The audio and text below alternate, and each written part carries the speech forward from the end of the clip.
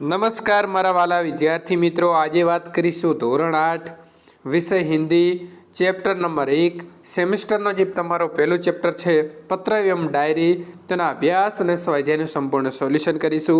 એ પહેલાં ચેનલની અંદર પ્રથમ વખત આવ્યા છો તો મિત્રો ચેનલને સબસ્ક્રાઈબ જરૂરથી કરી લેજો, જેથી કરીને તમને અમારા આવા વિડીયો સૌથી પહેલાં મળી રહે।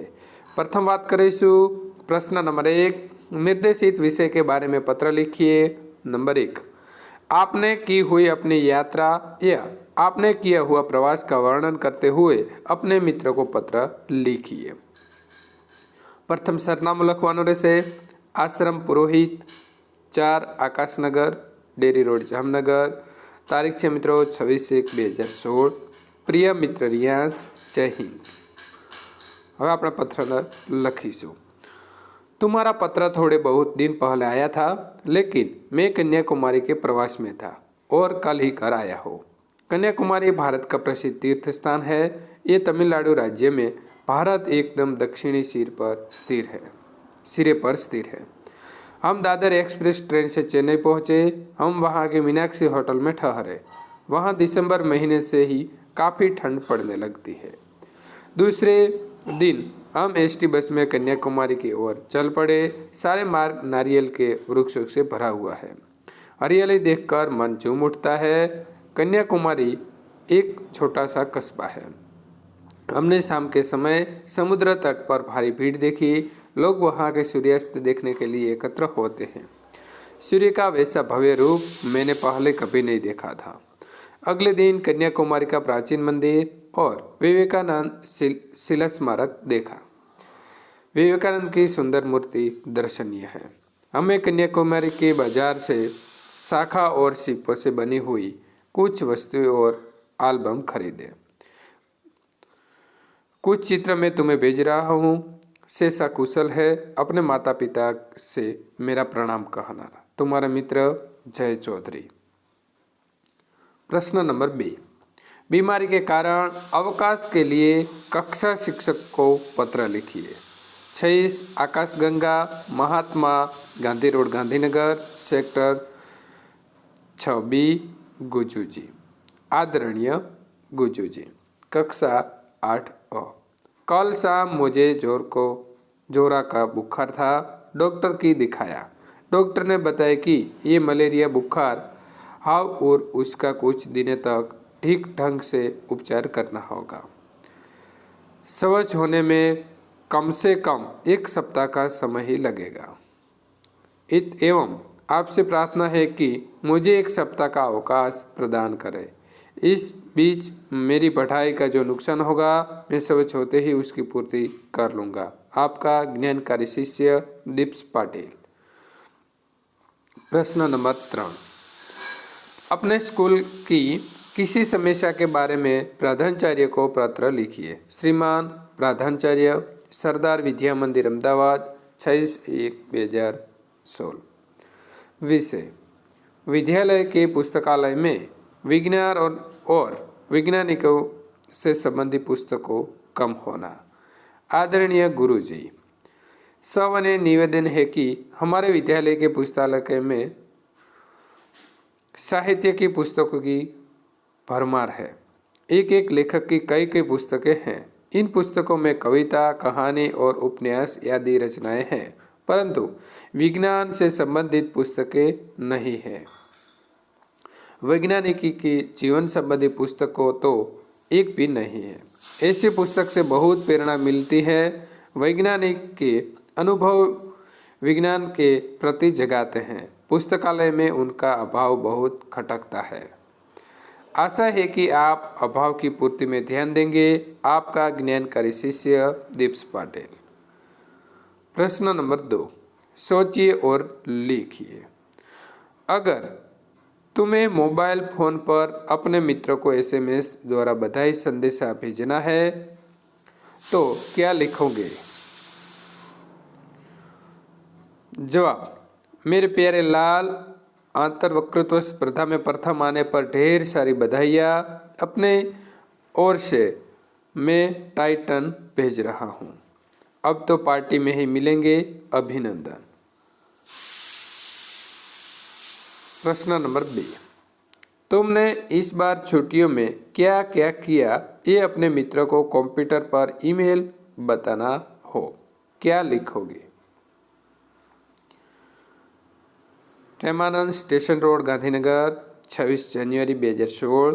प्रिय मित्र सुमन, इस बार हमने छुट्टी अहमदाबाद में ही बिताने का निर्णय किया था, इसलिए मुझे इस अवकाश का उचित ढंग से उपयोग करना था। मैं नित्य प्रातःकाल व्यायामशाला जाता था, वहाँ तरह तरह के व्यायाम के साथ साथ योग को भी अभ्यास करता था। दोपहर का भोजन के बाद कुछ समय दूरदर्शन देखता था। अपराह में साइकिल पर बैठकर मैं कंप्यूटर क्लास में जाता था। शाम को वहीं से हमारी दुकान पर जाता था और 8 बजे पिताजी के साथ घर लौटता था। शाम को दूरदर्शन देखता था या बहन के साथ कैरम खेलता था। इस तरह छुट्टी के दिन कब बीत गए उसका पता ही न चला। तुम्हारा मित्र दीप्स पाटिल। प्रश्न नंबर 3, दिए गए प्रशंसनीय शब्दों के आधार पर वाक्य बनाइए। अधीक्षक शर्मा जी कई वर्षों तक रेडियो के समाचार विभाग के अधीक्षक रहे। प्रभारी, उसने सूचना विभाग के प्रभारी का पद संभाला। आयकर, आयकर छिपाना अपराध है। प्रशासन, पूर्व सूचना मिलने पर भी प्रशासन ने कोई सक्रियता नहीं दिखाई। प्रश्न नंबर 4, डायरी के रूप में लिखिए। प्रश्न नंबर 1, किसी एक पूरे दिन के अपने अनुभव का विवरण। अहमदाबाद, 16 अक्टूबर 2013। कल 16 अक्टूबर थी, नवरात्रि का पहला दिन। एक तरह मन में उमंग और दूसरी तरह चिंता थी। उमंग इस बात की थी डांडिया रास देखने खेलने को मिलेगा, वाद्यों की मधुर धुनें कानों में रस घोलेगी। चिंता इस बात की थी कि कुछ ही दिनों में प्रथम सत्र की परीक्षाएं आने वाली थी। पहला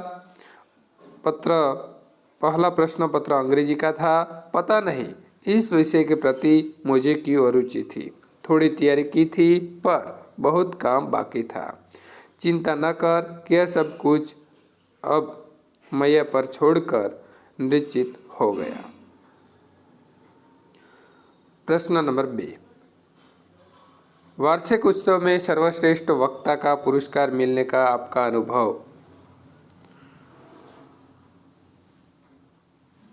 मुंबई, 12 जनवरी 2014।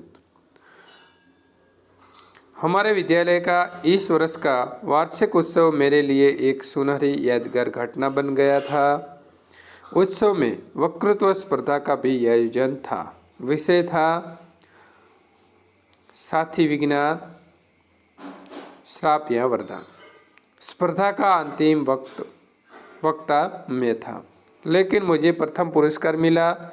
मित्र हैरान थे तब कि ये बहुत कम बोलने वाला आज इतना धड़ाधड़ कैसे बोल रहा है।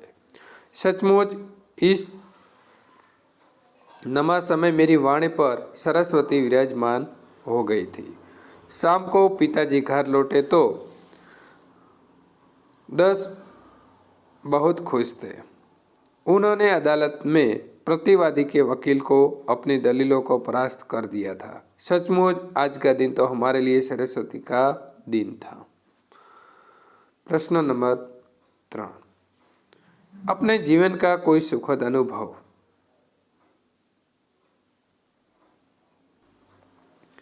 आज का दिन तो सचमुच अविस्मरणीय रहा। दिवाली के मेले जाने के लिए माँ ने 20 रुपये दिए थे। अब इस छोटी सी रकम में क्या मेले का आनंद लिया जा सकता है। उसमें 5 रुपये तो बस के किराए के लिए ही थे।